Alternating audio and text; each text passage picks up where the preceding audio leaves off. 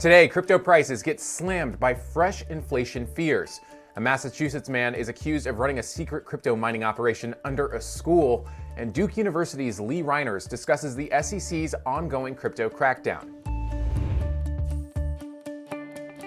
Welcome to CNBC's Crypto World. I'm Jordan Smith. Digital currency prices taking a hit this morning as the Fed's favorite inflation gauge shows stronger than expected price hikes last month. By noon Eastern, Bitcoin sank by more than 3%, Ether dropped by more than 3.5%, and Polygon fell a whopping 6%. Bitcoin's weekly performance isn't much better. The cryptocurrency fell about 3.25% in the past 7 days. Ether also dropping, down 4.5%. All right, let's talk about the top stories. First, the IMF is pleading with countries around the world to refuse Bitcoin as legal tender. The agency's executive board came together earlier this month to lay out 9 elements that would help members develop comprehensive, consistent, and coordinated policy decisions.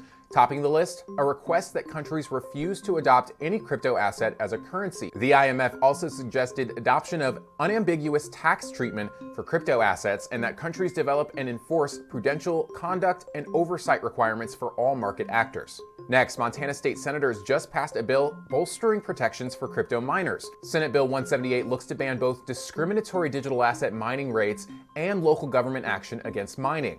Now, this provision seems to challenge an ordinance in Missoula that limited crypto mining operations in the county to using clean energy to mitigate impacts on the climate.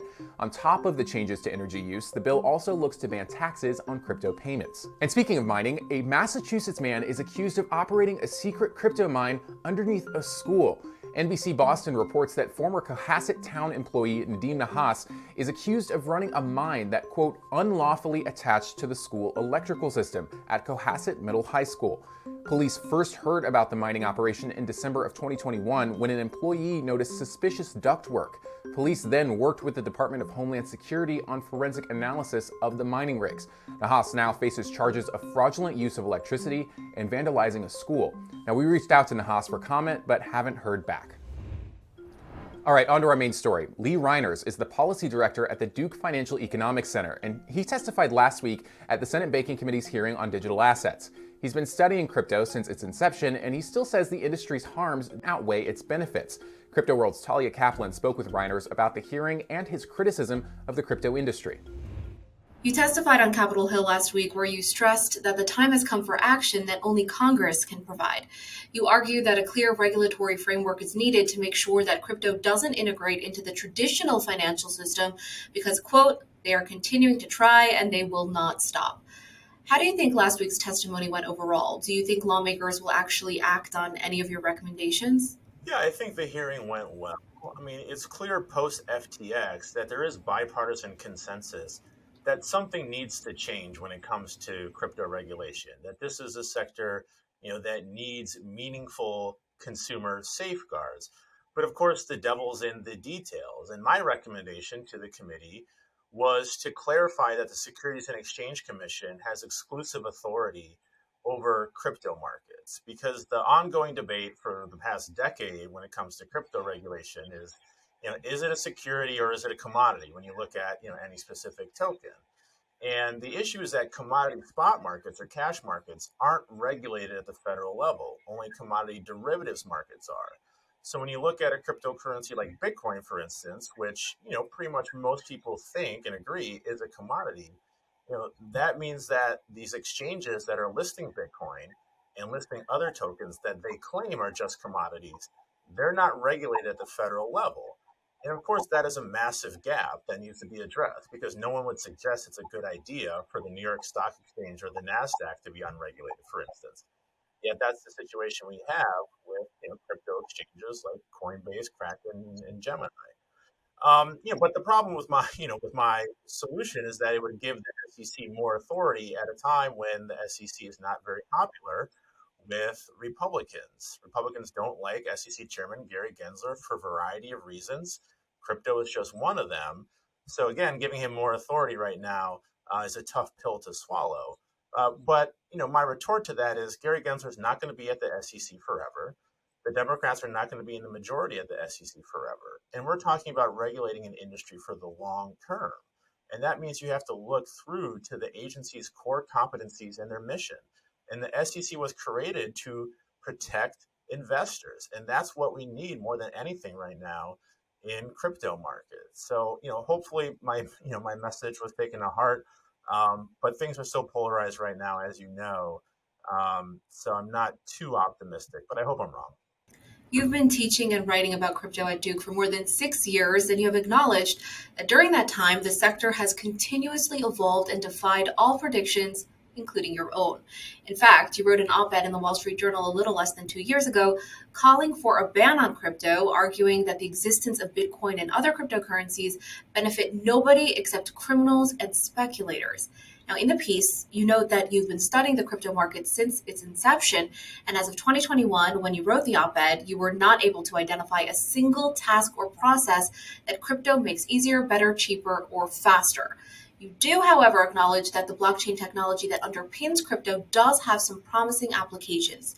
Do you still feel that way about crypto? I do. I mean, I made this point in my Senate testimony the other week. When you look at crypto, we have a pretty long track record at this point. Bitcoin was introduced in 2009. The first Bitcoin transaction was 2009.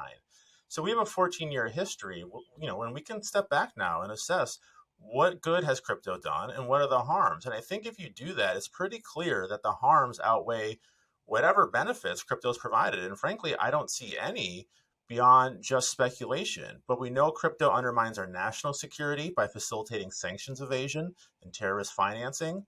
We know it undermines our economic security by fueling this surge in ransomware that has absolutely plagued American businesses, municipalities, healthcare systems.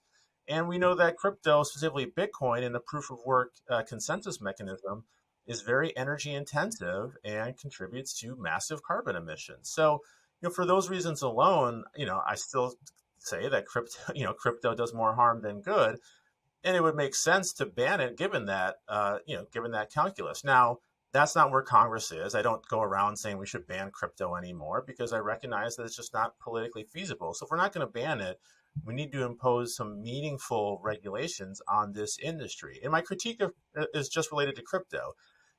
Blockchain may have useful applications. And in fact, you are seeing legacy financial institutions begin to deploy and experiment with blockchain. I would just note, Goldman Sachs CEO David Solomon wrote a Wall Street Journal op-ed in December, touting how his firm is using blockchain to improve, traditional security settlement cycles. Larry Fink has talked about tokenization, which is, the process of putting, traditional assets on the blockchain. So blockchain, may still have useful applications, but it's still the case that crypto is the principal use case and certainly the largest use case for blockchain. And with crypto, the benefits just haven't materialized yet. So you touched on this, but in your testimony before the Senate Banking Committee, you argued that the SEC has more expertise, resources, and appetite for enforcement in the crypto realm than the CFTC does. You also pointed out that the SEC has a statutory mandate to protect investors. In one example of the SEC taking action, about 2 weeks ago, we learned Kraken agreed to shutter its staking service for U.S. customers and pay $30 million in penalties as part of a settlement with the agency. What do you think about the SEC's approach of regulation through enforcement? Well, I reject the whole regulation by enforcement premise. I would just say that the SEC is enforcing the law, which is their constitutional mandate to do. The crypto industry, loves to cry, oh, this is regulation by enforcement, or, we need regulatory clarity.